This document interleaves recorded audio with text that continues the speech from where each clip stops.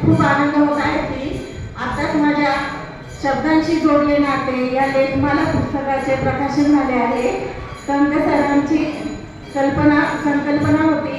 विद्यार्थ्यांच्या हस्ते माझ्या पुस्तकाचे प्रकाशन झाले आहे. हिंजवडी येथील फेज 1च्या पुढे न्यू इंग्लिश स्कूल मानशाळा, मानगावची मानशाळा न्यू इंग्लिश स्कूल या शाळेमध्ये 3 विद्यार्थिनींच्या हस्ते माझे पुस्तकाचे प्रकाशन झाले. 27 मार्चला पुस्तकाचे प्रकाशन झाले आहे. माझ्या कवितेचे शीर्षक आहे प्रेमळ आई. आत्मा ईश्वर यांचा सुरेख संगम म्हणजे आई. आत्मा ईश्वर यांचा सुरेख संगम म्हणजे आई. पायाला ठेच लागली काळजातून आवाज आई. पायाला ठेच लागली काळजातून आवाज आई. जगातील परिपूर्ण आहे प्रेमाचे मूर्तिमंत उत्तर. जगातील परिपूर्ण आहे प्रेमाचे मूर्तिमंत उत्तर. निस्वार्थ निर्मळ असे, निस्वार्थ निर्मळ असे गजबजलेले गाव आई अत्तर.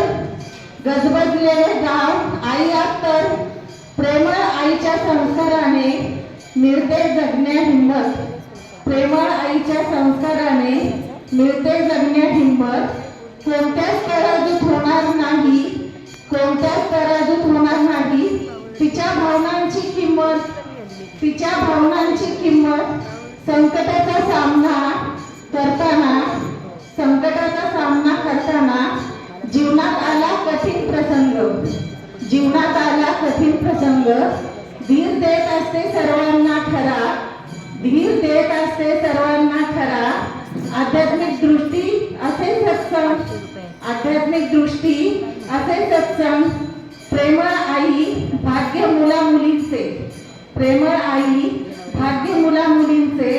तिचा असतो खरे भोळा भाव. तिचा असतो खरे भोळा भाव. सर्वांचे कल्याण व्हावे इतकेच मनी.